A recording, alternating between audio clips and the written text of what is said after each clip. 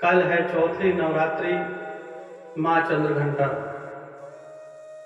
4/4/2022। संपूर्ण विधि विधान से पूजा पाठ करें। घर में सुख शांति समृद्धि का वास होगा, धन की वर्षा होगी। तो आपको कथा सुनाते हैं कि माता का जन्म और माता का नाम चंद्रघंटा क्यों पड़ा। जानते हैं इसके पीछे का क्या रहस्य और क्या कारण है। जब शुंभ निशुंभ नाम के राक्षस पाताल लोक से निकल के पृथ्वी लोक पर आए और उन्होंने चाहा कि वह अजय और अमर हो जाए, तो पहले के जमाने में जो काम पोस्टमैन किया करते थे वह काम नारद मुनि जी किया करते थे। शुंभ निशुंभ नाम के राक्षसों की मिलन नारद मुनि जी से हुई। नारद मुनि जी से उन्होंने पूछा कि नारद जी, मैं अमृत प्राप्त करना चाहता हूं, अजय अमर होना चाहता हूं, इसके लिए मुझे क्या करना होगा।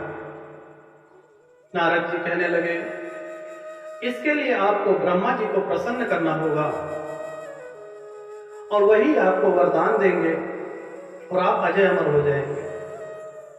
शुंभ निशुंभ ने कठोर तपस्या की, एक टांग पर खड़े होकर निराजली व्रत किया। 100 वर्षों के पश्चात ब्रह्मा जी को शुंभ निशुंभ के लिए वरदान देने के लिए आना ही पड़ा। ब्रह्मा जी आए। शुंभ निशुंभ ने ब्रह्मा जी को प्रणाम किया। ब्रह्मा जी ने पूछा, क्या चाहिए बच्चा। शुंभ निशुंभ ने कहा कि हे ब्रह्मदेव, मैं अजय और अमर होना चाहता हूं, इस संसार में मुझे कोई मार न सके। तो ब्रह्मा जी कहते हैं, इस संसार में अजय अमर तो कोई भी नहीं है, मेरी भी मृत्यु निश्चित है, तो मैं तुम्हें अमर कैसे बना सकता हूं। इसको छोड़कर दूसरा कोई वरदान मांगो। तब शुंभ निशुंभ ने कहा कि ब्रह्मदेव, हमें कोई पुरुष न मार सके, स्त्रियों से तो हम निपट लेंगे, परंतु हमारी पुरुष कोई हत्या न कर सके, ऐसा वरदान दीजिए। ब्रह्मदेव ने कहा, तथास्तु। इसके पश्चात शुंभ और निशुंभ, शुंभ राजा बन गया और निशुंभ मंत्री बन गया। उसके पास रक्त बीज नामक का राक्षस भी आ गया और चंडमुंड भी आ गया। अब उसकी शक्तियां बढ़ती गई, चारों तरफ त्राहिमाम।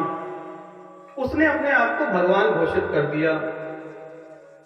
जहां भी हवन यज्ञ होता उसके नाम की आहुति दी जाने लगी।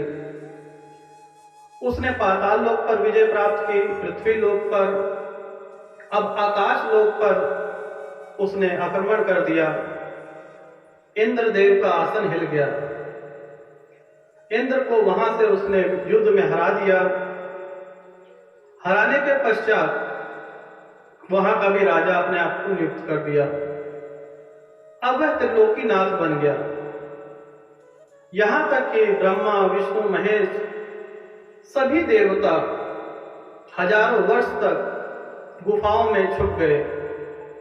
धरती लोक, पाताल, यहां तक कि इंद्रलोक पर भी किसी की जो भी धर्म कर्म कार्य होते थे सब में विघ्न डालते थे। शुंभ निशुंभ और रक्तचाप नामक का बीज। जहां भी कोई हवन हो रहा हो वह वहां मांस मदिरा डाल देते। कुंवारी कन्याओं को उठा ले जाते। स्त्रियों वहां पे जो है सुरक्षित नहीं थी, लगान ज्यादा देना पड़ता, पुरुष गुलाम बनते जा रहे थे।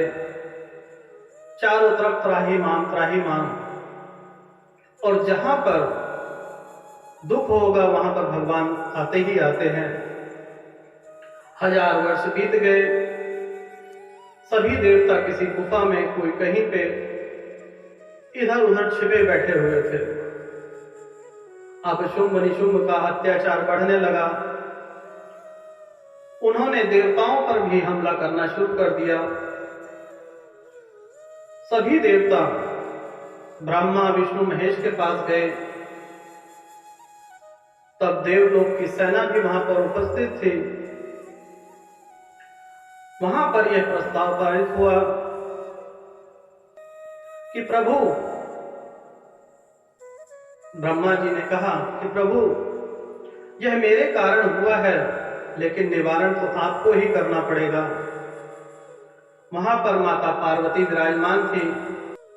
सभी देवताओं ने आह्वान किया कि माता हमारी रक्षा करे, और सभी देवताओं ने कुछ ना कुछ अपने, अग्निदेव ने अग्नि दी, विष्णु भगवान ने अपना सुदर्शन चक्र दिया, और शंकर भगवान ने, महादेव जी ने अपना त्रिशूल दिया, और ब्रह्मा जी ने अपना ब्रह्म कमल दिया,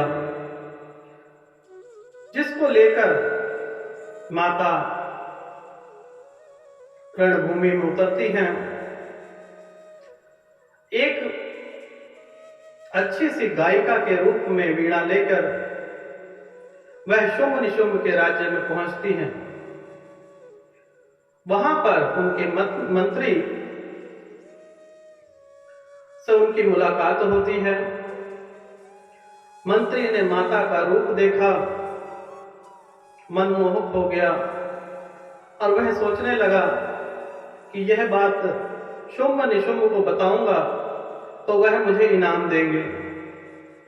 तो उनकी प्रशंसा करने लग गया महल पहुंच के, और शुंभ निशुंभ से कहने लगा कि हे महाराज, हमारे नगर के बाहर एक कन्या है। ऐसी कन्या सुंदर पूरे संसार में नहीं है। अगर ऐसी कन्या आपकी पटरानी बन जाए, इससे बढ़िया और कोई कार्य नहीं हो सकता। अब उसे भी लालच आ गया शुंभ निशुंभ को। उसने फिर भेजा अपने दूत को, और दूत को माता ने मारा, और वह वापस आ गया। वहां से युद्ध आरंभ होता है। शुंभ निशुंभ के पास जब सूचना मिली कि उसके राक्षस युद्ध में हार गए हैं, तब उसने चंडमुंड को भेजा,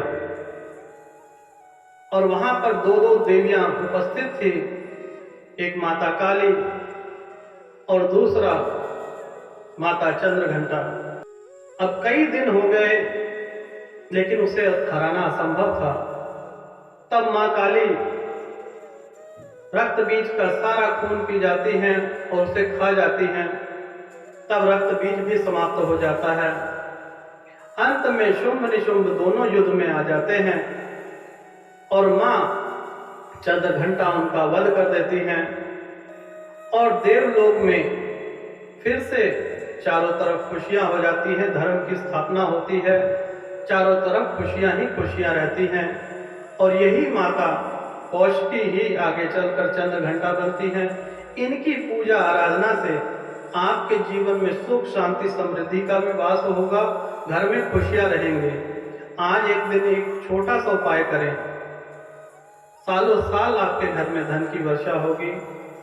जिस भी जगह पे आपको कन्याएं मिले, उन्हें कुछ रुपए पैसे कुछ खाने को जरूर दें। यह संपूर्ण जीवन के लिए है, एक दिन के लिए नहीं। माता हमेशा हर एक कन्या में विराजमान है।